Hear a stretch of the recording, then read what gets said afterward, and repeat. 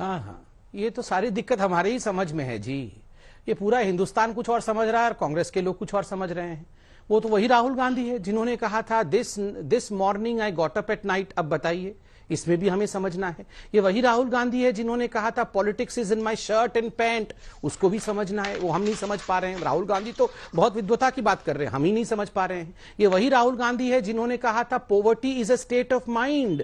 Mind के अंदर गरीबी होती है, कोई पैसे वैसे से गरीबी का लेना देना नहीं है। ये भी हम समझ नहीं पा रहे। अब हम करें क्या? अगर राहुल गांधी को पूरा विश्व, पूरा भारतवर्ष हम कोई समझ नहीं पा रहा है, केवल राहुल गांधी को राहुल जी ही समझ रहे हैं और राहुल जी आईना दिखा रहे हैं, तो मुझे लगता है राहुल जी को आईना खुद देख लेना चाहिए और थोड़ा सिंप्लीफिकेशन करके बोलना चाहिए। इतना कॉम्प्लिकेटेड बोलते ही क्यों है जो पूरा विश्व समझ नहीं पाता है?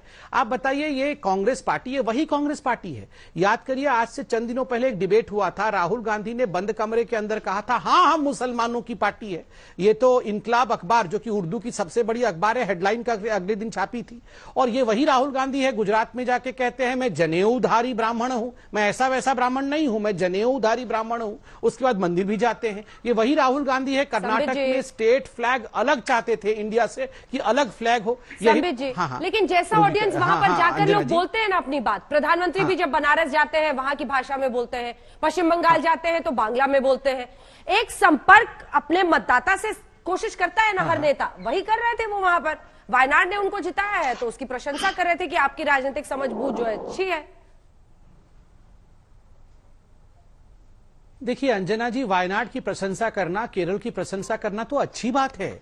हम सबको हर राज्य की प्रशंसा करनी चाहिए, मगर एक राज्य की प्रशंसा करते करते दूसरे राज्य के लोगों को सतही कह देना। और अंग्रेजी में बोल रहे थे राहुल गांधी, थोड़ी बहुत अंग्रेजी तो हम भी समझते हैं ना, आप भी समझती है थोड़ी बहुत अंग्रेजी। तो उन्होंने कहा सुपरफिशियल राजनीति थी, मैं यहां आके रिफ्रेश्ड महसूस कर रहा हूं। यहां की राजनीति अलग है, इश्यूज को समझने वाली राजनीति है, वहां सुपरफिशियल राजनीति थी। तो इतने तो मूर्ख हिंदुस्तान के लोग नहीं है जो समझ नहीं पाते हैं। जाके आसाम में टी वर्कर्स के लिए कहते हैं कि मैं तुम्हें पैसा दिलाऊंगा, और पैसा कहां से लाऊंगा? पैसा लाऊंगा गुजरातियों से। और इससे पहले आप याद करिए, गुजरात में उन्होंने कहा था कि ऐसा क्यों होता है कि सारे मोदी चोर होते हैं।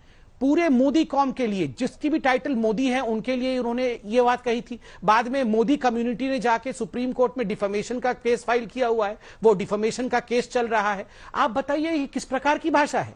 ये किस प्रकार की भाषा है जहां पर आप कहते हैं कि लिंगायत समाज को आप एक हिंदू धर्म से अलग करके एक और आप धर्म बना दीजिए। तो हर जगह विघटन करना, हर जगह पार्थक्यता लाना, हर जगह डिवीजन लेके आना, ये जो डिविजिव। और मैं अंत में एक बात कहना चाहूंगा अंजना जी, देखिए आप अमेठी में चुनाव हार गए स्मृति जी से, ठीक बात है, आपको बहाना ढूंढने की कोशिश नहीं करनी चाहिए। राहुल गांधी जी बहाना ढूंढ रहे हैं, इलेक्शन कमीशन खराब, ईवीएम खराब, और अब नॉर्थ इंडियन खराब हो गए हैं कि उनको समझ नहीं है। चंद दिनों पहले वो कह रहे थे कि जो किसान के बिल है ये नॉर्थ इंडिया के किसान समझ नहीं पा रहे हैं, वरना अगर वो समझ जाते तो there would have been wildfire, आग लग जाती। मतलब ये किसान बिल नहीं समझ पा रहे हैं, नॉर्थ इंडियन इश्यू नहीं समझ पा रहे हैं। ये कमाल की बात है। समझ सरकार का विरोध करते करते मतदाता का अपमान करना शुरू नहीं हो गया है जब वो तुलना करते हैं अमेठी की?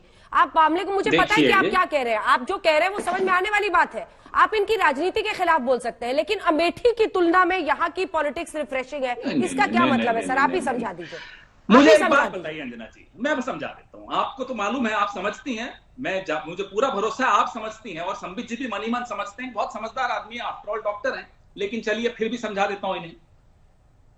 राजनीति कौन करता है? राजनीति राजनीतिक दल करते हैं, जनता नहीं करती। जनता का कहां से अपमान हो गया? अरे कितनी बार छुपोगे संबित जी? आप हमारे बारे में बहुत बोल चुके हैं अभी पिछले 5 मिनट। बादलों के पीछे रॉकेट छिप जाएगा, रेडार में दिखेगा नहीं, ये किस महान वैज्ञानिक ने कहा था? नरेंद्र दामोदर दास मोदी जी ने कहा था।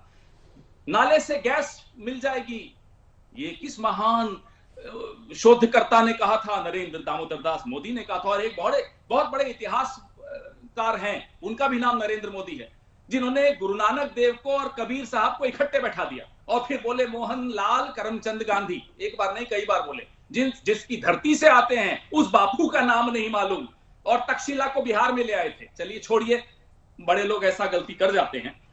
आप व आपकी पार्टी जिस तरह की राजनीति करते हैं, बात राजनीति की उन्होंने, जनता की नहीं की। आप भले आप नॉर्थ इंडियंस के पीछे छिप जाएंगे, नॉर्थ इंडियंस आपको अब छिपाएंगे नहीं, नॉर्थ इंडियंस तो आपको ढूंढेंगे अभी, और बच के रहिएगा।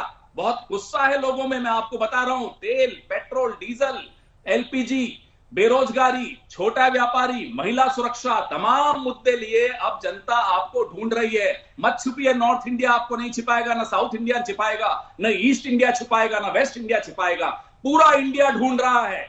आज वो नरेंद्र दामोदर दास मोदी जी के नाम पे एक स्टेडियम बनाया ना आप लोगों ने, वो भी आपने नहीं बनाया, 1983 का स्टेडियम, सिर्फ उसमें थोड़ी लीपापोती करके सरदार वल्लभ भाई पटेल का नाम हटा दिया और उसमें नरेंद्र मोदी जी का नाम डाल दिया।